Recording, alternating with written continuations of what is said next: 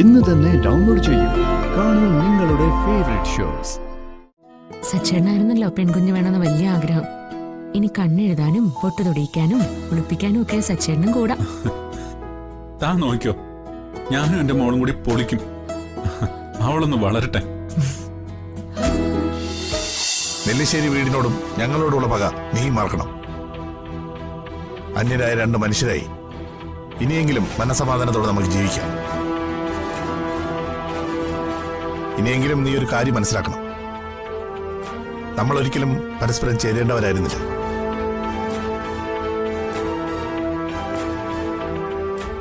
അതെനിക്ക് നേരത്തെ മനസ്സിലായതാ.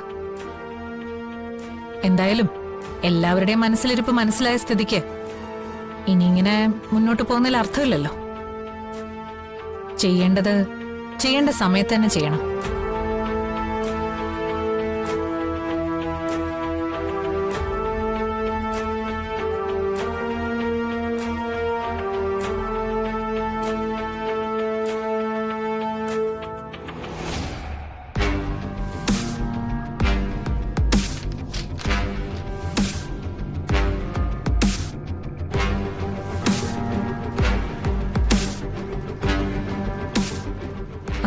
ഞാൻ ഡൈവേഴ്സ് പെറ്റീഷൻ ഒപ്പിടാം.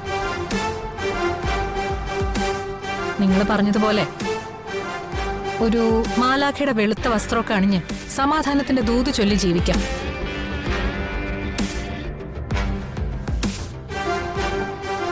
ഇപ്പൊ നിങ്ങക്ക് സന്തോഷായില്ലേ? സോറി, ഞാൻ പേന എടുക്കാൻ മറന്നു.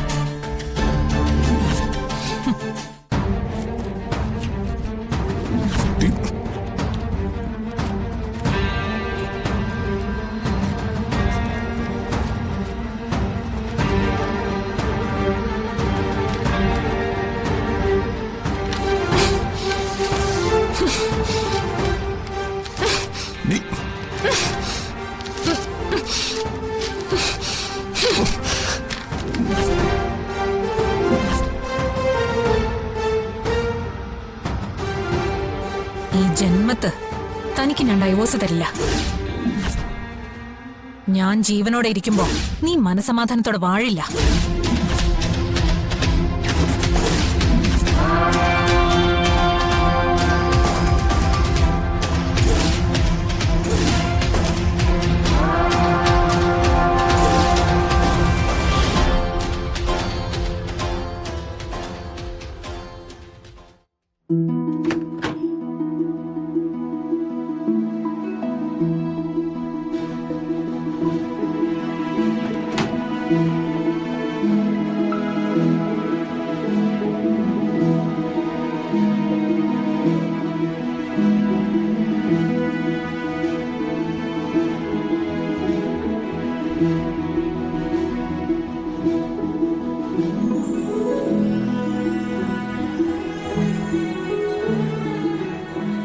അതെ, അധിക നേരം ഇങ്ങനെ ഇരിക്കാൻ പാടില്ല. കിടക്കണമെന്നാ ഡോക്ടർ പറഞ്ഞത്. കിടക്ക. അതൊന്നും സാരമില്ല, ഞാൻ കുറച്ചു നേരം ഒന്ന് ഇരിക്കട്ടെ. അതെ, കുറച്ചൊക്കെ ഡോക്ടർമാർ പറയുന്ന അനുസരിക്കണം. അതിനിപ്പോ ഞാനെന്താ അനുസരണക്കേട് കാണിച്ചത്? കുറച്ചു നേരം ഇരിക്കണമെന്ന് പറഞ്ഞതാണോ?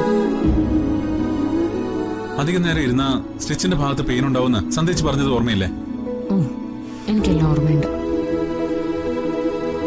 സത്യം പറഞ്ഞ ഇന്നത്തെ എന്റെ സന്തോഷം പറഞ്ഞറിയിക്കാൻ പറ്റുന്നില്ല സച്ചേട്ടാ. ആദ്യമായിട്ട് ഞാൻ എന്റെ മോൾക്ക് പാല് കൊടുത്തു. എനിക്ക് മരിച്ചാലും വേണ്ടില്ല. അനാവശ്യം പറയരുത് കേട്ടോ. ഇതല്ലാതെ തനിക്ക് വേറൊന്നും പറയാനില്ലേ? അതല്ല സച്ചേട്ടാ, എല്ലാം കൈവിട്ടു പോയിന്ന് കരുതിയെടുത്തുനിന്ന് എനിക്ക് എന്റെ മോളെ ഒന്ന് എടുക്കാനും പാല് കൊടുക്കാനും ഒക്കെ സാധിച്ചല്ലോ. അതുകൊണ്ട് പറഞ്ഞു പോയതാ. എന്നാ ഇനി അങ്ങനെയുള്ള പറച്ചിലൊന്നും വേണ്ട. എടോ, ഞാനും താനും അച്ഛനും അമ്മയായി. നമ്മുടെ ജീവിതം ശരിക്കും അർത്ഥപൂർണമായി. എല്ലാവരും അച്ഛനും അമ്മയൊക്കെ ആവുമ്പോ ഇങ്ങനെയൊക്കെ തന്നെ ആയിരിക്കും മനസ്സിൽ തോന്നുന്നത്. അതൊന്നും എനിക്കറിയില്ല. മരണത്തിന്റെ വക്കത്തെത്തി നിൽക്കുന്ന അവസ്ഥയില് തന്നെ ഇവിടെ കൊണ്ടുവന്നപ്പോ മുതല് അകത്ത് നിന്ന് ഇഷാന ഡോക്ടർ ഇൻക്യുബേറ്ററിൽ കൊണ്ടുവയ്ക്കാനായി നമ്മുടെ കുഞ്ഞിനെ പുറത്തേക്ക് കൊണ്ടുവരുന്നത് വരെ എനിക്ക് ഒരു പ്രതീക്ഷ ഉണ്ടായിരുന്നില്ല. ഡോക്ടർ കുഞ്ഞിനെയും കൊണ്ട് ഇൻക്യുബേറ്റർ റൂമിലേക്ക് ഒറ്റ ഓട്ടോ ആയിരുന്നു. ഞാൻ പിന്നാലെ ഓടിയാ കുഞ്ഞിനെ ഒന്ന് ശരിക്ക് കണ്ടത്. അപ്പോ സച്ചേട്ടൻ ഞാൻ മരിച്ചു എന്ന് വിചാരിച്ചു അല്ലേ? അതൊന്നും ഓർക്കാൻ തന്നെ എനിക്കിഷ്ടമല്ല.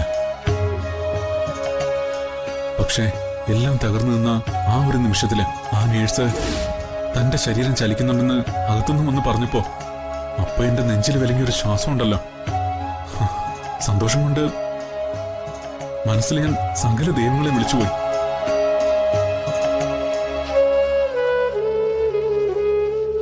സച്ചേട്ടൻ നമ്മുടെ മോളെ എടുത്തായിരുന്നോ? ഇല്ല, എടുക്കണം. അവള് കുറച്ചുകൂടി ഒന്ന് വലുതാവട്ടെ. ഇല്ലെങ്കിൽ ചിലപ്പോ അവൾ എന്റെ കയ്യിൽ നിന്ന് വഴുതിപ്പോയാലെന്നൊരു പേടി. അവള് കണ്ണു തുറന്ന സച്ചേട്ടനെ കണ്ടായിരുന്നോ? എങ്ങനെ നോക്കാന്? ഞാനവളെ കാണുമ്പോ കണ്ണു വിരിഞ്ഞു വരുന്ന ഒരു എലിക്കുഞ്ഞിനെ പോലെയായിരുന്നു അവള്. സച്ചേട്ടനായിരുന്നല്ലോ പെൺകുഞ്ഞ് വേണമെന്ന് വലിയ ആഗ്രഹം. ഇനി കണ്ണെഴുതാനും പൊട്ട് തൊടിയിക്കാനും ഒളിപ്പിക്കാനും ഒക്കെ സച്ചേട്ടനും കൂടാ. താൻ നോക്കിയോ, ഞാനും എന്റെ മോളും കൂടി പൊളിക്കും. അവളൊന്ന് വളരട്ടെ. സച്ചേട്ടാ, നമ്മുടെ അമ്മക്കുട്ടിയെ മറന്നേക്കല്ലേ. അവളാ നമ്മുടെ ആദ്യത്തെ മോള്. നമുക്ക് ജീവിക്കാൻ ഒരു പ്രതീക്ഷ തന്നത് നമ്മുടെ അമ്മക്കുട്ടിയാ. എനിക്ക് അവളെ ഒന്ന് കാണണം സച്ചേട്ടാ.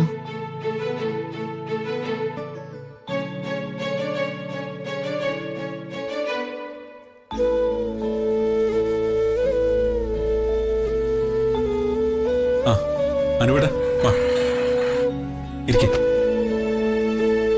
വളച്ചു എന്ത് പറ്റും മോളെ? മുഖത്തിന് വിഷമം? അർച്ചനയ്ക്കിപ്പോ അമ്മക്കുട്ടിയെ കാണണോന്ന്. ഓ, അതാണോ പ്രശ്നം? അതെ, ഞങ്ങൾ ഇനി വരുമ്പോ നെല്ലിശ്ശേരി ചെന്ന് മോളെ എടുത്തോണ്ട് വരാം. പോരെ? അവക്ക് അവിടെ ഒരു കുറവുമില്ല. ആതിരെ അവളെ പൊന്നുപോലെ നോക്കുന്നുണ്ട്.